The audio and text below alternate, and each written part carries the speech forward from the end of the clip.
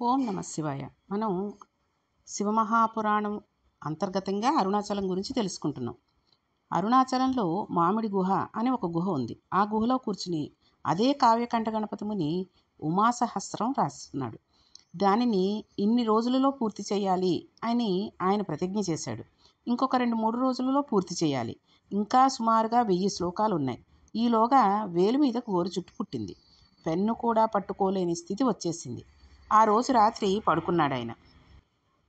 అప్పుడు పుణ్యకోటి అని పేరుగల వైద్యుని కలలోకి పరమశివుడు వెళ్ళాడు. ఓరి, నీవు పడుకోవడం కాదు, నీ పేరుకు తగినవాడు కావలసింది. అదిగో అక్కడ అరుణాచలంలో ఒక గుహలో ఒక మహానుభావుడు ఉమాసహస్రం రచిద్దామని కూర్చున్నాడు. వేలి మీద గోరు చుట్టు పుట్టింది. శస్త్రచికిత్స చేసి ఆయనకు స్వస్థత కలిగించు అని చెప్పాడు. పుణ్యకోటి శస్త్రచికిత్సకు అవసరమగు పరికరాలన్నింటినీ తీసుకుని కొండెక్కాడు.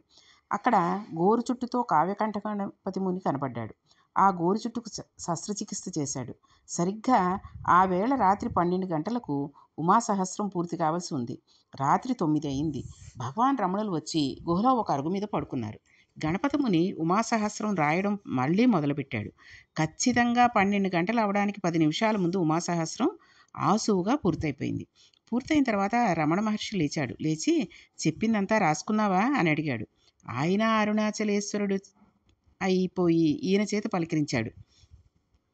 రమణ మహర్షే పలకరించారని గణపతి ముని నిర్ధారించాడు. అటువంటి అద్భుతమైన సంఘటనలకు ఆలవాలం అరుణాచలం. అంతే కదండి. ఇప్పుడు భగవంతుడు మనం ఒక మంచి పని చేద్దాము అనుకున్నప్పుడు ఎప్పుడూ కూడా మనకి విఘ్నాలు కలగకుండా చూసుకుంటూ ఉంటాడు. అందుకనే ఒకవేళ ఏదైనా ఒంట్లో బాగుండకపోతే ఈ రకంగానే మంచి డాక్టర్ ఎవరో వాళ్ళ దగ్గరికి వెళ్ళేటట్టుగా మనకి ఎవరో ఒకళ్ళు చెప్పి వాళ్ళని ఆ డాక్టర్ని సజెస్ట్ చేసి అక్కడికి వెళ్ళి మనం చూపించుకునేటట్టుగా చేస్తారు. లేదా ఏదో ఒక చోటికి వెడదాం అనుకుంటున్నాము, అక్కడికి వెళ్ళొచ్చో వెళ్ళకూడదు అనే సంశయంలో ఏదైనా ఉన్నాం అనుకోండి, ఎవరి చేతనో చెప్పిస్తూ ఉంటారు, అక్కడికి వెళ్ళకండి, ఎందుకు వచ్చింది, అక్కడికి వెళ్ళినందువల్ల ఫలానా నష్టం ఉంటుంది, వెళ్ళకండి, ఫలానా వాళ్ళతో మాట్లాడకండి, లేకపోతే ఫలానా చోటుకి వెళ్ళండి, అక్కడ మీకు మంచి జరుగుతుంది అనేటట్టుగా చెప్పేటట్టు చేస్తూ ఉంటాడు. అలాగే అంత పెద్ద మహామనీషి కదండి ఆయన కావ్యకంఠ గణపతి ముని. అందుకని ఆయనకి సరిగ్గా రాత్రి 12 అవ్వడానికి ఇంకా 10 నిమిషాల ముందు ఉండగానే ఉమాసహస్రం అయిపోవడానికి కారణమయ్యాడు భగవంతుడు. మనం ఇవాళ చదువుకుంటున్న వాటిల్లో చాలా భాగాలు అరుణాచలేశ్వరుడు, అపీత కుచాంబ వాళ్ళిద్దరు అనుగ్రహంగా వెలయించబడ్డవే కదండి. ఆ సుబ్రహ్మణ్యేశ్వర స్వామి వారి అనుగ్రహంగా వెలయించబడ్డవే. కాబట్టి మనం ఏం చదువుతున్నామన్నా ఏం చేస్తున్నా కూడా ఆ పరమేశ్వరుడి దయ వల్లనే మనం ఇవి చదవగలుగుతున్నాము. ఈ అష్టోత్తరం అవనండి, సహస్రం అవనండి, ఏదైనా సరే ఆయన ద్వారా రచించబడ్డవే కానీ ఉత్తినే ఎవరో ఊహగా చేసేసి దాన్ని రాశారు అనుకోవడం మాత్రం మన పొరపాటే అవుతుంది. అయితే ఈ అరుణాచలంలో ఒక విచిత్రమైన విషయాన్ని మనం గమనించాలి. లోపలికి వెడుతున్నప్పుడు తూర్పు వైపును దాటి వెడుతున్నప్పుడు పల్లాల గోపురము అని ఒక పెద్ద గోపురం కనిపిస్తుంది. కిలిగోపురం అక్కడే ఉంది. పల్లాల రాజుకు మల్లమాదేవి, సల్లమాదేవి అని ఇద్దరు భార్యలు. కొన్ని కొన్ని పుస్తకాలలో వీళ్ళ పేర్లు మారిచ్చేసి రాస్తున్నారు కానీ వాళ్ళ పేర్లు మల్లమాదేవి, సల్లమాదేవి. కానీ ఎక్కడ చెప్పినా ఈ కథ యొక్క వృత్తాంతం మాత్రం ఒకటే. ఈయనకు బిడ్డలు లేరు. బిడ్డలు కావాలని పరితపిస్తున్నాడు. అరుణాచలేశ్వరుని సేవిస్తున్నాడు. అరుణాచలాన్ని రాజధానిగా చేసుకుని పరిపాలన చేస్తున్నాడు. అంటే తిరువణ్ణామలైని. అటువంటి సమయంలో ఒకరోజు కైలాసం నుంచి పరమశివుడు తన ప్రమదగణములన్నిటితోటి కలిసి వచ్చాడు. అందరూ జంగమ వేషాలు వేసుకున్నారు. జంగములందరూ తిరువణ్ణామలైలో ఉన్న కళావంతులైన ప్రతి స్త్రీ ఇంటికి వెళ్ళిపోయారు. పరమశివుడిగా ఉన్న జంగం వెళ్ళడానికి ఒక్క కళావంతుల ఇల్లు లేకుండా చేయబడింది. రాజు దగ్గరికి వస్తే రాజు జంగమదేవరిని చూసి సంతోషపడిపోయి కాళ్ళ మీద పడి, మహానుభావా, నీకేం కావాలి అని జంగమదేవరిని అడిగాడు. అప్పుడు జంగమదేవర, నేను నృత్యం చేయడానికి నాకు ఒక కళావంతుల స్త్రీ కావాలి అన్నాడు. రాజు భటులను పిలిచి అటువంటి స్త్రీని వెతికి తెమ్మని చెప్పాడు. ఎవ్వరూ లేరు. ప్రమదగణములు, భూతగణములు జంగమదేవర్ల వేషాలలో అప్పటికే ప్రతి ఇల్లు చేరిపోయారు. అప్పుడు రాజు వచ్చిన జంగమదేవర శివస్వరూపుడు నా మాట ఎలా నిలబడుతుంది అని బెంగపెట్టుకున్నాడు. అప్పుడు ఆయన రెండవ భార్య అయినటువంటి సల్లమాదేవి అంది, మీరు బెంగపెట్టుకోకండి, మీ మాట నిజం చేస్తాను, నేనే వెళ్ళి ఆ జంగమం ముందు నాట్యం చేస్తాను అంది. రాజు వెళ్ళమన్నాడు. ఈవిడ వెళ్ళేటప్పటికీ జంగము నిద్రపోతున్నాడు. అప్పుడు ఆవిడ, నేను నీ దగ్గర నాట్యం చేయడానికి వచ్చాను అని జంగముని తాకి లేపింది. ఇలా ముట్టుకోగానే ఒక పసిపిల్లవాడై ఆ తల్పం మీద ఏడ్చాడు శంకరుడు. సల్లమాదేవి ఆ పిల్లవాడిని చేతులతో పట్టుకుని, మనకు బిడ్డలు లేని బాధని ఈశ్వరుడు తీర్చాడు. మహారాజా, ఈ పిల్లవాడిని స్వీకరించండి అని చెప్పి ఆ పిల్లవాడిని రాజు చేతిలో పెట్టింది. చేతిలో పిల్లవాడిని పట్టుకునేసరికి ఆ పిల్లవాడు అంతర్ధానమైపోయి శంకరుడిగా ప్రత్యక్షమయ్యి, నీ శరీరం పడిపోయిన తర్వాత తదనంతరము కర్మ చేయడానికి కొడుకు లేడని బెంగ పెట్టుకుని నన్ను ఉపాసన చేశావు కనుక నీకు ప్రతి సంవత్సరం నీ శరీరం పడిపోయిన తర్వాత నీకు తద్దినం నేనే పెడతానని ప్రతిజ్ఞ చేశాడు. చిత్రం ఏమిటంటే, మాఘమాసంలోనే వల్లాలరాజు తిథి వస్తుంది. ఆ రోజు తెల్లవారుజామునే గుడి తలుపులు తెరిచి అర్చకులు వెళ్ళి, ఈవేళ మీ తండ్రిగారైన వల్లాలరాజు శరీరం విడిచిపెట్టిన తిథి, ఆయన కుమారుడువైన అరుణాచలేశ్వర, నీవు ఈవేళ తద్దినం పెట్టాలి అని చెబుతారు. పిమ్మట స్వామివారు అమ్మవారు పల్లకీ ఎక్కి తద్దినం పెట్టడం కోసమని పల్లికొండ పట్టు అనబడే ప్రదేశానికి వెడతారు. అది వల్లాలరాజు శరీరానికి అంత్యేష్టి జరిగిన ప్రదేశం. అక్కడికి పల్లకి వెడుతుంది. వెళ్ళి పీటల మీద అరుణాచలేశ్వరుడు అపీత కుచాంబ కూర్చుని తద్దిన కార్యమునంతటినీ వీళ్లే పెడతారు. వీళ్ళు పెట్టి స్నానం చేసి మళ్ళీ గుడిలోకి ప్రవేశిస్తారు. ఇప్పటికీ ఇలా 600 సంవత్సరాలు గడిచాయి. 600 సంవత్సరాలుగా వల్లాల మహారాజుకి తద్దినం అరుణాచలేశ్వరుడే పెడుతున్నాడు.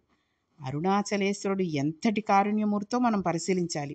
ఇటువంటి సంఘటన మనం ఎక్కడా విని ఉండకపోవచ్చు. ఇది అరుణాచలం అంటే. అరుణాచలం వెళ్ళి అడగని వాడిది పాపం.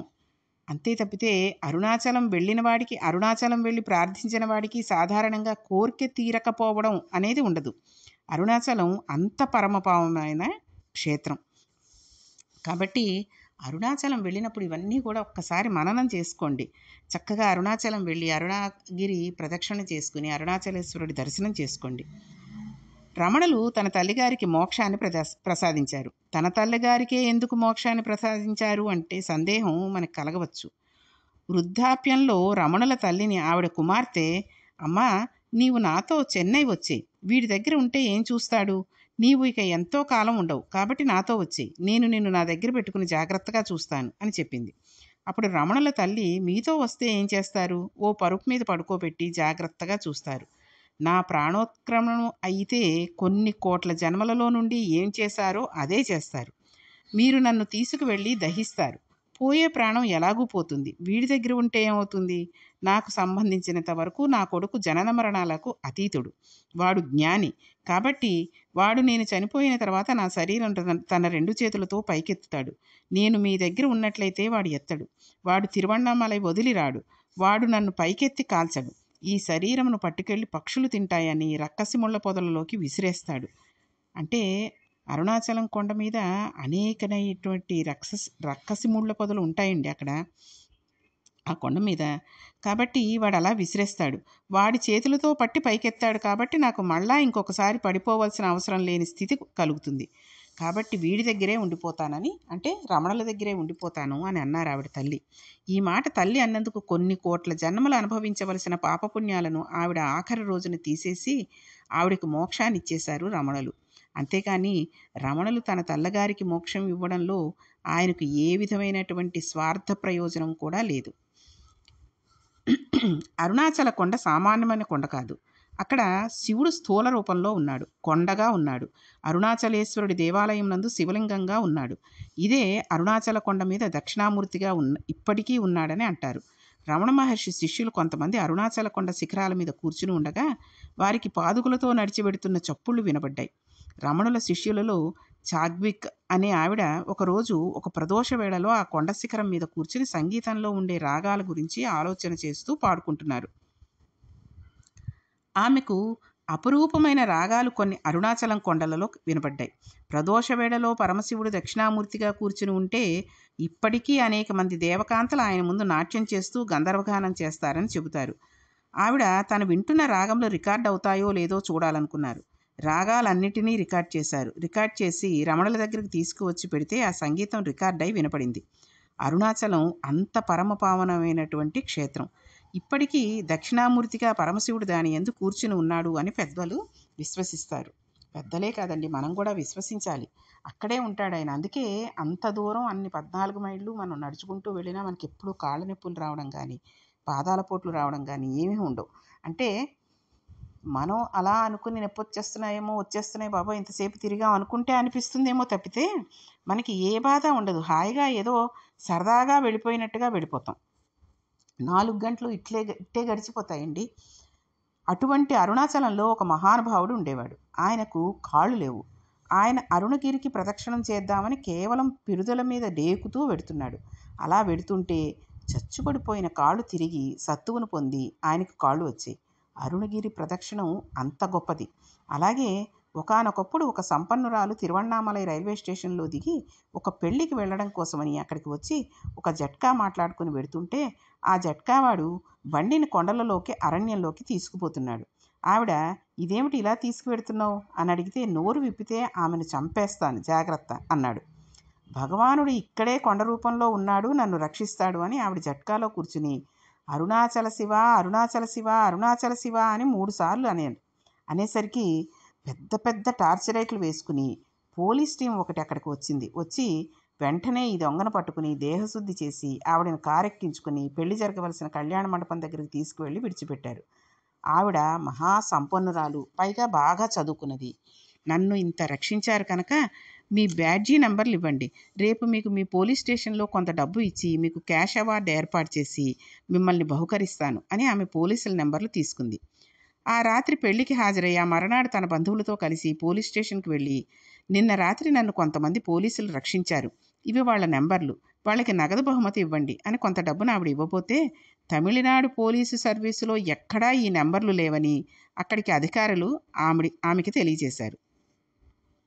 అంటే పరమశివుడే ఆ రూపంతో వచ్చి ఆ రోజున ఆవిడని ఆ రకంగా రక్షించాడనమాట. అందుకే చూడండి, మనకి రుద్రకవచంలో ఉంటుంది, మనకి ఏ రకంగా ఎప్పుడు వచ్చి ఎలా రక్షిస్తాడు అన్నది పరమేశ్వరుడు మనం రుద్రకవచం చదువుకుంటే అందులో కనిపిస్తుంది. అందరికీ కూడా తెలిసే ఉంటుంది రుద్రకవచం. కాబట్టి ఏ రకంగా మనం ఎక్కడున్నప్పటికీ ఆయన వచ్చి మనల్ని ఏదో రకంగా రక్షిస్తాడు. ఒకానొక సమయంలో ఒక ఆంగ్లేయుడు బూట్లతో ప్రదక్షిణం చేద్దామని వెడుతుంటే బూటు చిరిగిపోయింది. ఆయన బూటు లేకపోతే అడుగు తీసి అడుగు వేయలేడు. కటిక చీకటి, బూటు కుట్టేవాడు లేడు. తన పరిస్థితి ఏమిటని అనుకుంటూ అరుణాచలేశ్వరుడే కాపాడుతాననుకుని అరుణాచల శివ అరుణాచల శివ అరుణాచల శివ అంటూ నిలబడ్డాడు. ఎక్కడి నుంచి వచ్చాడో అంతలో ఒక చెప్పులు కుట్టేవాడు వచ్చి, అయ్యా మీ బూటు కుట్టనా అండి అని కుట్టేసి ఆ అరణ్యంలోంచి అరుణాచలంలోకి వెళ్ళిపోయాడు. తిరిగి ఆ ఆంగ్లేయుడు తన బూట్లతో గిరి ప్రదక్షిణం చేశాడు. ఇలా ఎంతమందో ఎన్ని రకాలుగానో ఆ అరుణాచల గిరి ప్రదక్షిణలో అనుభూతులు పొందారు. ఇప్పటికీ అరుణాచలంలో మనకి ఒక ఆశ్చర్యకరమైన సంఘటన కనబడుతుంది. మనల్ని ఏ దేవాలయంలో ఎవ్వరూ కూడా 5 పైసలు వెయ్యమని అడగరు. అర్ధరాత్రి 1 గంట 2 గంటల మధ్య ఒకే ఒక విదేశీ వనిత వర్షం పడుతుంటే అరుణాచలానికి గిరి ప్రదక్షిణం చేస్తూ వెళ్ళిపోతూ ఉంటుంది. ఆమె హిందూ మతస్థురాలు కాదు. విదేశంల నుండి వచ్చిన ఎందరో వనితలు నిండు యవ్వనంలో ఉన్నవాళ్ళు, వర్షధారలతో తడిసిపోయిన వారు ఏ భయం లేకుండా ఒక్కరే గిరి ప్రదక్షిణ చేసేస్తూ ఉంటారు. వాళ్లను చెణికిన వారు కానీ, వాళ్ళ వెనకబడ్డవారు కానీ, వాళ్లతో పరిహాసం ఆడిన వారు కానీ మనకు గిరి ప్రదక్షిణలో ఎక్కడా కనబడరు. ఆ అరుణాచలం కొండయందు నమ్మకం పెట్టుకుని ఆ అరుణాచలం వెళ్ళి మనం ఆ కొండల కింద చూస్తుంటే ఎన్నో తీర్థాలు, చెరువులు కనబడతాయి. అరుణాచలానికి ఏకమార్గం నందు ప్రదక్షిణం చేస్తారు. మనుష్యులు చేసేటప్పుడు ఎడమ పక్క నుండి తిరుగుతారు, దేవతలు కుడిపక్క నుంచి వస్తారు. వాళ్ళకి అడ్డు వెళ్ళకూడదని ప్రదక్షిణం చేసేటప్పుడు కుడిపక్కకి వెళ్ళవద్దని చెబుతూ ఉంటారు. అందుకే అరుణాచల గిరి ప్రదక్షిణం చేసేటప్పుడు పక్కన తోడెవరూ లేరని భయం అక్కర్లేదు, ఆయనే చూసుకుంటాడు, ఎవ్వరూ అక్కర్లేదు, ఆయనే తోడుగా మనతో వెంటబడి వస్తూ ఉంటాడు. అందుకే మనకి ఎటువంటి అలసట ఉండదు. అది కాకుండా మనం ఎప్పుడూ కూడా మనం ఎడం చేతి వెంపే ఉండాలి అక్కడ, అంతేగాని కుడి చేతి వెంపు కూడా తిరుగుతాము అక్కడి నుంచి పెడతామని అనుకోకూడదు. ఎందుకంటే చెప్పారు కదండి, దేవతలు కుడి చేతి వెంపు నుంచి తిరుగుతారు కాబట్టి వాళ్ళకి అడ్డు రావడం కానీ, కాబట్టి వాళ్ళకి ఎదురెళ్ళిపోవడం కానీ, వాళ్ళని తోసుకుంటూ వెళ్ళడం కానీ చేయకూడదని చెప్పి కుడిపక్కగా వెళ్ళవద్దు అంటారు. మామూలుగా మనుషులు అందరం కూడా ఎడం పక్కన, మన ఎడం చేతి పక్కగా దగ్గరగా తిరుగుతూ ఉండాలి. అయితే అరుణాచల గిరి ప్రదక్షిణం చేసేటప్పుడు శాస్త్రంలో ఒక మర్యాద ఉంది. ఎవరైనా గిరి ప్రదక్షిణం చేసే సమయంలో అనుకోకుండా, అసలు ఇలాంటిది జరగదు, ఒకవేళ వాళ్ళ కాలు కానీ వేలు కానీ తెగి నెత్తురు ధారలై కారితే ఇంకొకళ్ళకి ఆ రక్తధారను ఆపే అధికారం లేదు. అంటే పౌడర్ వేయడం కానీ, కట్టు కట్టడం కానీ, లేదంటే ఏదైనా ఆయింట్మెంట్ రాయడం కానీ, ఇలాంటివి ఏవీ చేసే అధికారం ఇంకొకళ్ళకి ఎవరికీ లేదు. ఎందుకంటే సాక్షాత్తు శ్రీ మహాలక్ష్మి వచ్చి తను పట్టుచీర కొంగు చింపి కట్టుకొడుతుంది అని ప్రమాణం. స్కాంద పురాణం అలా చెప్పింది. కాబట్టి అరుణాచలం అరుణాచలమే. అచలము అంటే కదలనివాడు, కదలనిది అంటే జ్ఞానం. ఎప్పుడూ తనలో తాను రమించే పరమేశ్వరుడు అచలుడై ఉంటాడు. అరుణము అంటే ఎర్రనిది, కారుణ్యమూర్తి, అపారమైన దయ కలిగినది అమ్మ. అమ్మ అయ్య కలిసినది అరుణాచలం కొండ. అసలు అరుణాచలం గురించి చెప్పుకుంటూ ఉంటే మీరు అరుణాచల వైభవంలో వినే ఉంటారు. ఎంత చెప్పినా ఎంతసేపు చెప్పుకున్నా అది అసలు అప్పుడే అయిపోయిందా అనిపిస్తూ ఉంటుంది. అందుకని అంత గొప్ప క్షేత్రం అరుణాచలం. అరుణాచలంలో ఉన్న శిలలను తీసుకువెళ్ళి అమెరికా సంయుక్త రాష్ట్రాలలో ఉండే శాస్త్రవేత్తలు ప్రయోగశాలలో పరిశీలన చేశారు. ఈ అరుణాచలం హిమాలయ పర్వతాల కన్నా ముందుంది అని నిర్ధారణ చేశారు. ఇది ఎప్పుడు ఏర్పడిందో మనం చెప్పలేం. ఎందుకంటే అగ్నిహోత్రంలో తప్తమై ఘనీభవించిన మొదటి రాళ్లే అరుణాచలం అని వాళ్ళు నిర్ధారణ చేశారు. అరుణాచలం ఏర్పడిన కాలాన్ని వారు చెప్పలేమని తెలియజేశారు. స్కాంద పురాణం ఏం చెప్పిందంటే, ఈ అరుణాచలం కృతయుగంలో ఒక మట్టిగా లేదు, పెద్ద జ్యోతి ఇక్కడ ప్రకాశిస్తూ ఉండేది. ఉపాసనా బలం అలా ఉండేది కాబట్టి ఆ రోజుల్లో ఆ జ్యోతికే ప్రదక్షిణం చేసేవారు. రాను రాను ఉపాసనా బలం తగ్గిపోయి శరీరంలో ఆ స్థితిని తట్టుకోలేని స్థితి వస్తే ఒక్కొక్క యుగంలో ఆ కొండ ఒక్కొక్క రూపును మార్చింది.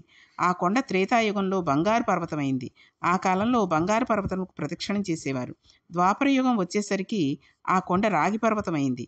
కలియుగం వచ్చేసరికి అది శిలారూపాన్ని దాల్చింది.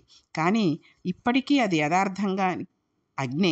ఆ అగ్నే పంచభూతాలలో అగ్నిలింగం, జ్ఞానాగ్నిలింగం. అందుకే ఒకసారి అరుణాచలంలోకి ప్రవేశిస్తే చాలు, వాళ్ళ ఖాతాలో జీవనయాత్ర యందు అరుణాచల ప్రవేశానికి పూర్వం, అరుణాచల ప్రవేశానికి తదుపరి అని రెండుగా విడతీసి శాస్త్రం మర్యాద చూపిస్తుందని మన వాళ్ళు ఆ అరుణాచల గిరి ప్రదక్షిణం గురించి అంత గొప్పగా మాట్లాడతారు.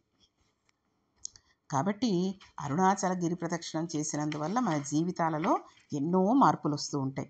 ఇవాల్టి రోజున మన మత వైభవం ఏమిటో మనకు తెలియదు. మన సనాతన ధర్మం గొప్పతనం ఏమిటో మనకు తెలియదు. మన సనాతన ధర్మం గురించి మనం వెలితి మాటలు మాట్లాడుతూ ఉంటాం. మనల్ని మనమే గేలి చేసుకుంటూ ఉంటాం. లేకి మాటలు మాట్లాడుతూ ఉంటాం. మనం ఇవాళ రమణాశ్రమానికి వెళ్ళి చూసినట్లయితే ఎంతోమంది విదేశీయులు కోట్లు వేసుకుని, టైలు కట్టుకుని అరుణాచలం వచ్చిన వాళ్ళు ఆ ప్రాంతాన్ని చూసి పొంగిపోయి ఖద్దరు బట్టలు వేసుకుని, ఖద్దరు పంచెలు కట్టుకుని, ఖద్దరు చొక్కాలు వేసుకుని వాళ్ళు అరుణాచలంలో భోజనాలు అయిపోయిన తర్వాత రమణాశ్రమంలో విస్తళ్ళు కూడా ఎత్తుతూ ఉంటారు. వాళ్ళు ఇంతింత విభూతి రేఖలు పెట్టుకుని, బొట్లు పెట్టుకుని, విదేశీ వనితలైతే చీరలు కట్టుకుని ఉంటారు. వాళ్ళు అక్కడ కూర్చుని సంస్కృతంలో ఉన్న శ్లోకాలను ఇంగ్లీష్లో రాసుకుని, అందరి దగ్గర తెలుసుకుని, ఉచ్చారణ నేర్చుకుని చక్కగా ఆ శ్లోకాన్ని చదువుతూ ఉంటారు. వారి సాధన మనకు మిక్కిలి ఆశ్చర్యాన్ని కలగజేస్తూ ఉంటుంది. భారతదేశంలో గల గొప్ప సనాతన ధర్మంలో పుట్టి దాని మీద వెలితి ప్రసంగాలు చేసేవాళ్ళు మిక్కిలి అవివేకులు అని చెప్పుకోవాలి. కాబట్టి అంత పెద్ద క్షేత్రానికి విదేశీయులు వాళ్ళు ఎంతో డబ్బున్న వాళ్ళు, ఎంతెంతో పెద్ద పెద్ద పోస్టుల్లో ఉన్నవాళ్ళు అయినా సరే వాళ్ళ కోట్లు అవి విప్పేసి చక్కగా పంచా కండువా వేసుకుని, పైన కావాలంటే ఒక ఖద్దరు చొక్కా వేసుకుని, ఆడవాళ్ళైతే చీరలు కట్టుకుని ఎంతో సాంప్రదాయంగా ఉంటారండి.